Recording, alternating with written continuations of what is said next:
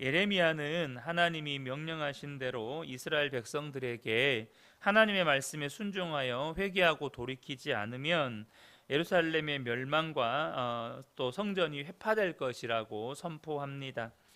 예레미야가 성전에 선포한 여호와의 말씀은 당시 사람들로서는 받아들이기가 어려웠습니다. 예루살렘 성전에는 여호와가 계시기에 그들이 어떤 삶을 살던 상관없이 결코 무너지지 않으리라고 하는 이 그릇된 신앙과 또 그에 대한 확신이 있었기 때문이죠. 여러분, 우리가 신앙생활을 하더라도 예수님을 모두 다 바르게 믿는 것은 아닙니다. 특별히 여러분, 우리가 그릇된 신앙에 빠지지 않도록 늘 조심하셔야 합니다. 이 시대의 가장 대표적인 그릇된 신앙이라 하면 그것은 바로 이단이라고 할 수 있겠죠. 수많은 이단들의 가르침, 내가 하나님이다, 내가 예수님이다, 내가 성령님이다, 또 성경이 말씀하시지 않는 잘못된 복음, 그래서 이렇게 해야 구원받는다라고 가르치는 이 그릇된 복음들로 인해서 수많은 사람들이 이단의 가르침에 미혹되고 거기에 빠져서 그릇된 신앙의 길을 걸어가다가 영원한 멸망으로 들어가는 것이죠.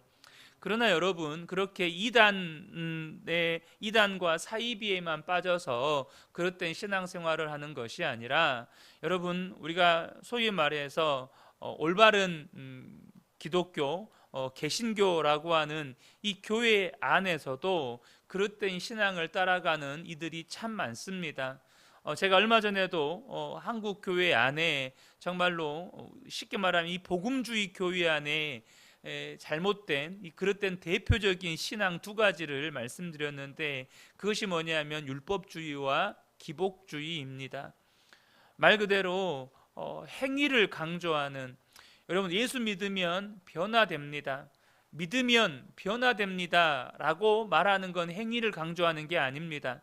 그러나 예수 믿으면 이것도 해야 되고 저것도 해야 된다, 그리고 그것으로 말미암아 사람들의 신앙을 평가하고 그것으로 말미암아 계속해서 무언가 짐을 지어주는 잘못된 이 율법주의 신앙, 또 한 가지는 기복주의입니다. 내가 원하는 복, 예수 믿으면 복 받는다, 예수 믿으면 성공한다, 예수 믿으면 잘 된다, 이런 기복주의 신앙이 한국 교회 안에 깊이 뿌리 내려져 있는 것을 보게 됩니다. 여러분, 저와 여러분이 이 그릇된 신앙에 빠지지 않도록 늘 말씀 안에서, 성령 안에서 깨어 계시기를 예수님의 이름으로 축복합니다. 예레미야는 이런 그릇된 신앙에 대해서 이 성전에 대해 여호와의 성전이라는 거짓말을 믿지 말라고, 지금 이 예루살렘 성전은 이미 너무나도 심각하게 부패하여서 우상 숭배의 온상지가 되어버린 지 오래인데, 이 성전이 여호와의 성전이라는 거짓말을 믿지 말라고 정면으로 반박합니다. 이에 제사장들과 선지자들, 특별히 이 선지자들은 국가에서 임명한 제사장들이고 선지자들입니다. 이들은 에레미야를 고발하면서 합법적으로 처형하려고 합니다. 그러나 이때 고관들과 백성은 종교 지도자들의 요구에 반박을 합니다. 나아가 지방 장로들이 일어나서 히스기야 왕 시절에 활동했던 미가를 언급하면서 에레미야를 변호하죠. 이로써 에레미야는 다시 한번 위기에서 벗어나게 됩니다.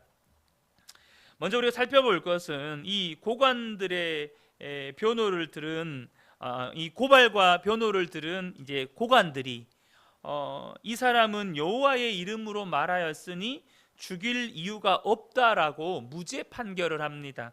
16절을 보면 고관들과 모든 백성이 제사장들과 선지자들에게 이르되 이 사람이 우리 하나님 여호와의 이름으로 우리에게 말하였으니 죽일 만한 이유가 없느니라. 지금 이 고관들의 접근 방식과 지금 에레미야를 고발하고 있는 제사장들과 선지자들의 접근 방식이 전혀 달라요. 무슨 말이냐? 제사장들과 선지자들은 예레미야가 여호와의 이름으로 예언했기 때문에 유죄로 보았습니다. 9절을 보면 어찌하여 내가 여호와의 이름을 의지하여 예언하여 이르기를 이 성전이 실로같이 되겠고 이 성이 황폐하여 주민이 없으리라 하느냐. 그러니까 여호와의 이름으로 이 성이 멸망하고 성전이 회파될 것을 선포했으니 너는 죽어야 된다. 지금 이런 논리를 펴고 있는 것입니다. 그런데 16절에 보면 이 고관들과 백성들은 뭐냐면 여호와의 이름으로 말하였으니 죽일 만한 이유가 없다라고 지금 변호하고 있는 것입니다.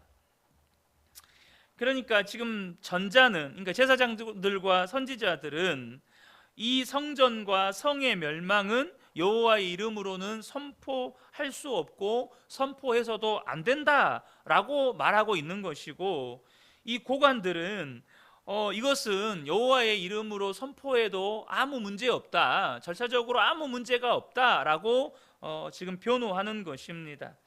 먼저 우리가 여기서 살펴볼 수 있는 건 뭐냐면 종교 지도자들과 정치 지도자들의 권력 다툼을 우리가 엿볼 수 있습니다. 똑같은 이유를 대는데 한쪽에서는 죽어야 된다, 한쪽에서는 이건 죽을 죄가 아니다, 아니 이 사람은 죽어야 될 만한 어떤 이유도 없다라고 말하고 있는 거예요. 그러니까 지금 이 종교 지도자들과 이 정치 지도자들 사이에 이 권력 다툼으로 인한 정치적인 갈등을 우리가 엿보게 되는 것이죠.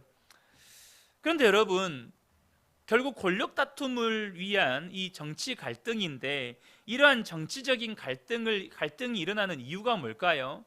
권력 다툼이 원인일까요? 그렇지 않습니다. 종교 지도자건 정치 지도자건 그들 모두가 진정으로 하나님을 섬기지 않았기 때문입니다. 여러분, 이스라엘은 비록 정치 지도자와 종교 지도자들이 서로 따로 이렇게 세워졌다고 할지라도 이 이스라엘이라고 하는 나라는 하나님이 다스리시는 신정 국가입니다.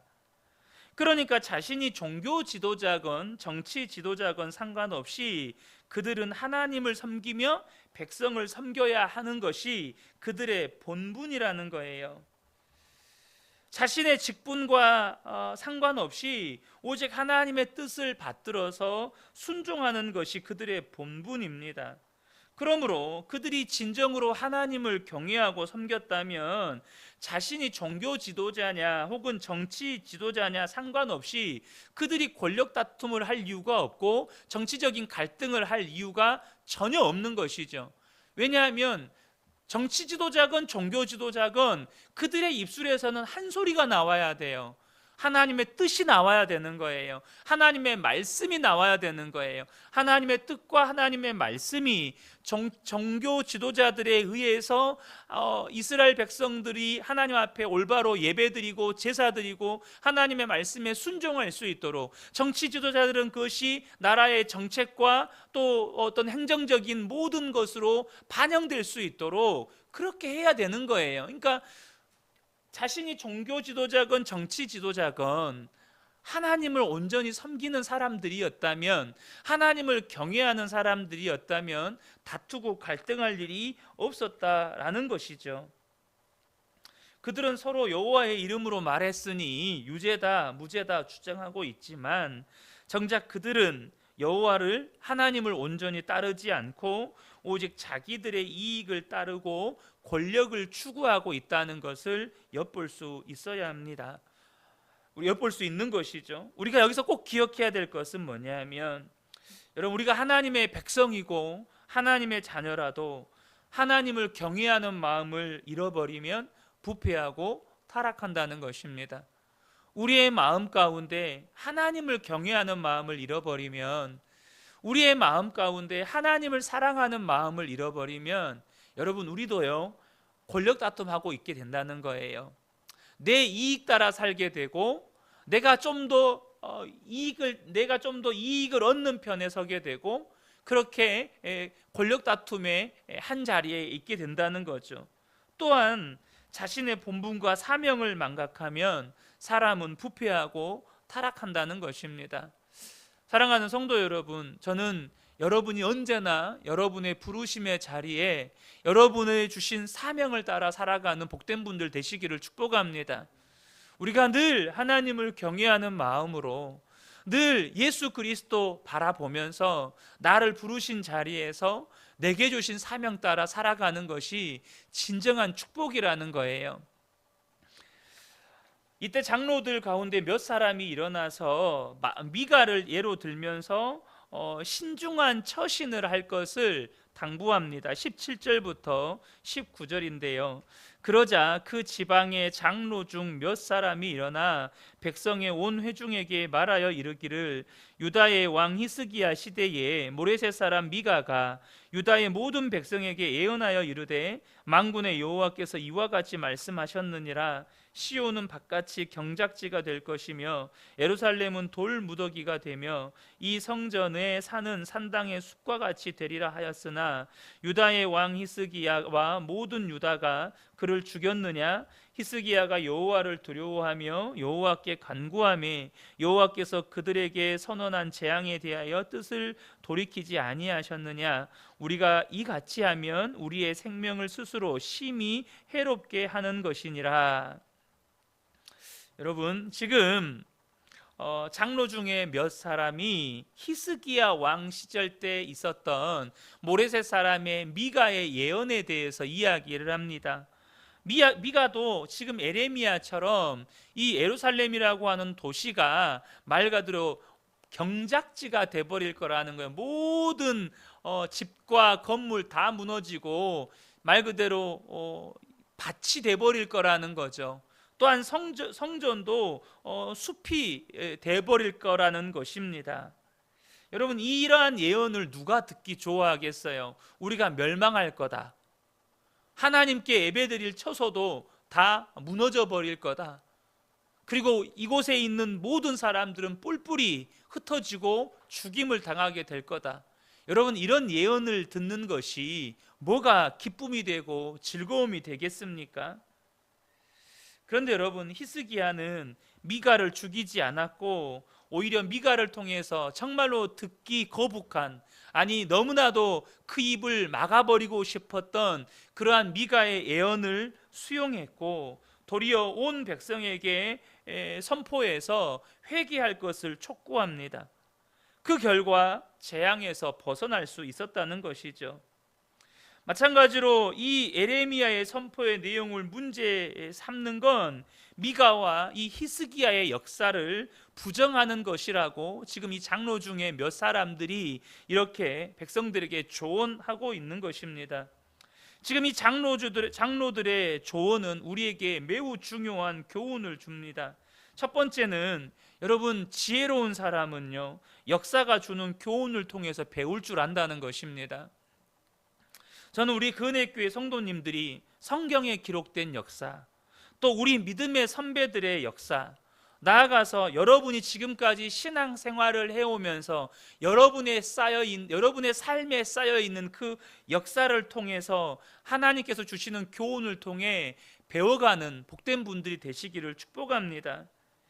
여러분, 우리가 역사가 주는 교훈, 이것이 너무나도 중요하기 때문에 하나님은 기록이나 또는 표징을 남기게 하셨습니다. 여러분, 기록이 무엇입니까? 가장 대표적인 기록은 이 성경입니다. 성경은 여러분 구원의 역사입니다. 이스라엘의 역사이기도 하지만 하나님의 백성들을 향한 하나님의 구원의 역사의 기록물입니다. 그래서 성경은 물론 시가서도 있고 애언서도 있고 다양한 선지서도 있지만 성경의 또 상당수는 역사서입니다. 왜 하나님께서 역사를 기록하게 하셨을까요? 역사 속에 담겨진 교훈이 있기 때문입니다. 역사 속에 수많은 교훈들이 있기 때문에 하나님께서 그것을 기록하게 하신 것입니다. 저는 우리 성도님들이 먼저 역사 속에서 하나님께서 저와 여러분에게 주신 교훈들을 배워가는 지혜로운 성도님들이 되셨으면 좋겠습니다. 또한 또한 그 역사가 주는 교훈을 배워가게 하시기 위해서 하나님께 또 하나 남기신 것이 뭐냐면 표징입니다. 표징. 그 대표적인 표징이 뭐냐면 할례입니다. 하나님께서 아브라함에게 할례를 행하게 하셨습니다. 왜 행하게 하셨습니까? 내가 너희를 이렇게 구원하였다라는 것을 기억하고 기억하게 하시기 위함입니다. 하나님께서 그들을 어떻게 택하셨고 어떻게 구원하셨는지를 기억하게 하시기 위해서 할례를 행하게 하셨습니다. 또 하나님께서 이스라엘 백성들이 약속의 땅 가나안에 들어갈 때 요단강을 건넌 다음에 여호수아에게 무엇을 명령하십니까? 12지파를 대표하는 각 지파별로 돌을 하나씩 주어서 가져오게 하셔서 그곳에다가 탑을 쌓게 만들었습니다. 돌로 탑을 쌓게 만들었어요. 왜 그 탑을 쌓게 만드셨습니까? 너의 후손들이 이 탑이 무엇이냐고 물으면 하나님께서 어떤 기적을 행하셔서 그들에게 구원을 베푸시고 이 요단강을 건너게 하셨는지를 가르쳐주고 그것을 기억하게 하시기 위해서 탑을 쌓게 하셨다는 것입니다. 그러므로 여러분, 지혜로운 사람은 역사가 주는 교훈을 통해서 배울 줄 안다는 거예요. 그래서 여러분, 지혜로운 성도는 하나님께서 내 삶에 베푸신 은혜를 기록할 줄 아는 겁니다. 저는 예수 동행일기를 우리 성도님들에게 계속해서 쓰라고 권하는 이유는 하나님께서 저와 여러분의 삶에 주신 너무나도 중요한 교훈들, 가르침들을 사람의 기억은요, 여러분 한 다리를 넘기기가 힘듭니다. 여러분, 저와 여러분이 저도 이제 40 중반을 넘어가니까 제가 살아왔던 40년이 넘는 삶 가운데 제가 기억하는 시간은 얼마나 될까요, 여러분? 제 기억 속에 40년이 넘는 저의 삶 가운데 남아있는 시간이 기억에 남아있는 시간은 얼마나 될까요? 여러분, 기억에 남아있는 시간이요, 1년이 채 안 될 겁니다. 40년의 시간 속에서 제 기억에 고스란히 남아있는 시간은 1년이 채 안 될 거예요. 이만큼 우리의 기억에는 한계가 있습니다. 여러분, 여러분의 삶에 하나님이 주셨던 은혜들을, 하나님이 주셨던 귀한 교훈들을 여러분 꼭 기록하시길 바랍니다. 두 번째로 이 장면이 우리에게 주는 교훈은 뭐냐면, 여러분, 지혜로운 성도는 지혜로운 조언에 귀를 기울일 줄 아는 겸손함이 있다는 것입니다. 지금 장로들의 조언에 귀를 기울이느냐 기울이지 않느냐에 따라서 하나님의 심판이 예루살렘과 그 성전에 임하느냐 임하지 않느냐를 갈라버리는 매우 중요한 지금 갈림길에 서 있습니다. 여러분, 저와 여러분이 신앙생활을 하면서 우리는 여러 사람들로부터 다양한 조언을 듣게 됩니다. 그 조언들 가운데에는 때로는 내가 원해서, 내가 자청해서 내가 어떤 조언을 구합니다. 누군가에게 조언을 구해요. 그렇게 내가 조언을 구해서 듣게 되는 경우는 우리가 정말 귀를 기울여서 듣습니다. 그런데 여러분, 내가 어떤 조언을 청해서 듣는 경우도 있지만, 내가 조언을 청하지 않지만 그냥 이렇게 대화 속에서 내 의사와 상관없이 누군가로부터 조언을 듣는 경우가 어쩌면 더 많을지도 모릅니다. 여러분이 누군가에게 조언을 청하는 경우가 얼마나 있습니까? 실상 내가 조언을 청해서 듣기보다는 조언을 청하지 않아도 누군가로부터 어떤 훈계를 듣고 어떤 가르침을 듣고 그런 경우가 훨씬 많아요.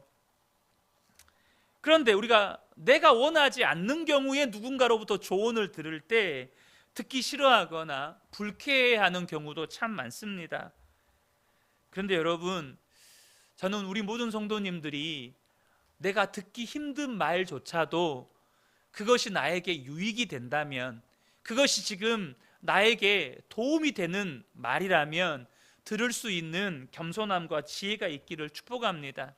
마지막 때에 일어나는 신앙의 변질에 대해서 사도 바울이 경고할 때, 이 마지막 때 일어나는 신앙의 변질 가운데 하나가 뭐냐면, 수많은 성도들이 자기 귀에 듣기 좋은 가르침을 주는 거짓 선생들을 따라다닌다는 거예요.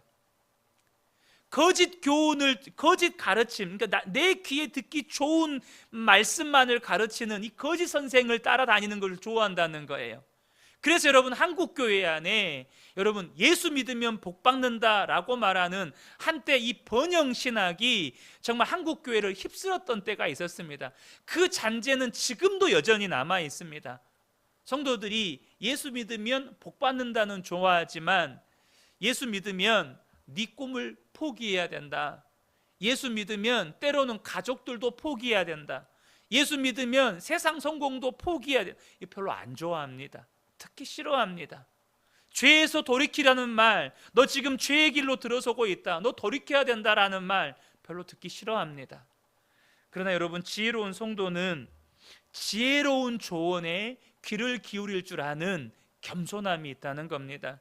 저는 우리 그은혜교회 모든 성도님들이 역사가 주는 교훈을 통해서 배워가고, 때로는 듣기 힘들고 듣기 고통스러운 말이라 할지라도 그것이 나를 살리는 말이라면 들을 줄 아는 겸손함이 있기를 예수님의 이름으로 축복합니다. 아멘.